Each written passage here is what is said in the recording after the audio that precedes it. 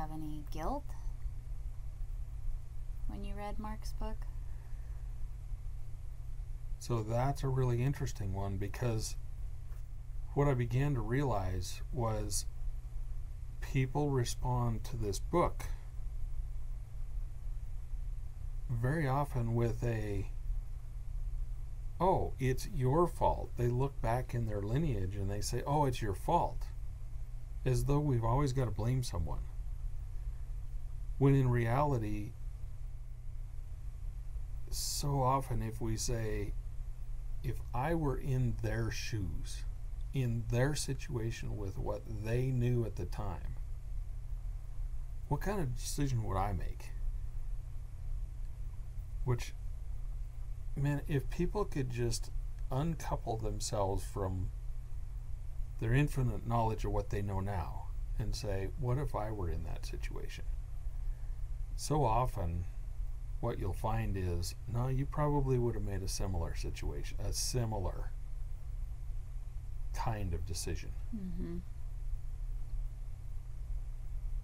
And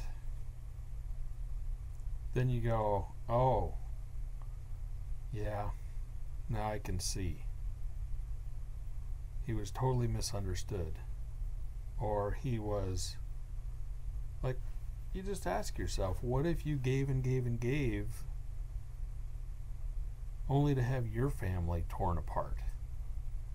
And everybody else to not even, like, you've given and given and given and nobody shows up to help you? Yeah, pretty soon you realize, I don't think I'm going to give quite so much, because this doesn't work out so well. And then that becomes imprinted. And then it looks like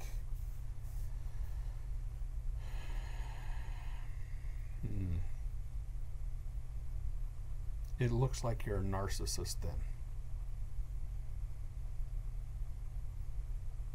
Well, that's a whole nother topic. Like, narcissism is fascinating to me as well.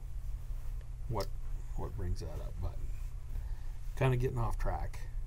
I think that was my question. Really, the bigger question is what kind of response could that book create in people? And I was curious if it created that in you. If you noticed, was there any blame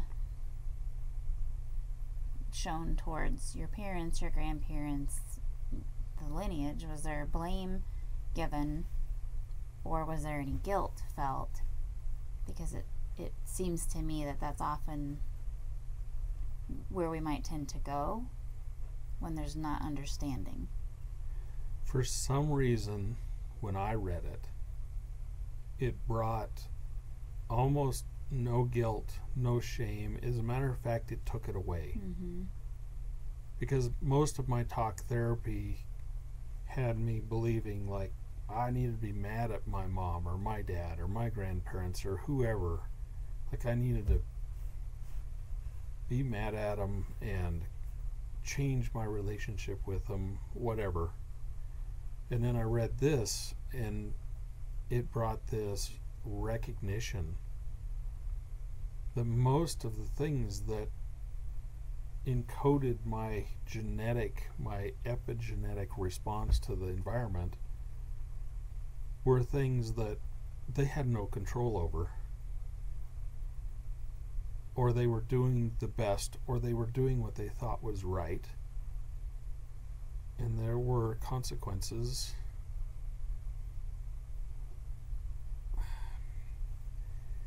I call it trauma,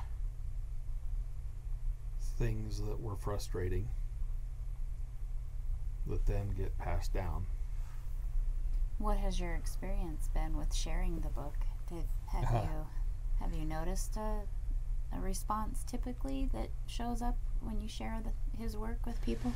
It consistently surprises me, because it seems like most mothers will read that book, and within the first couple or 3 chapters, they're telling me, oh my gosh, I'm such a horrible mother.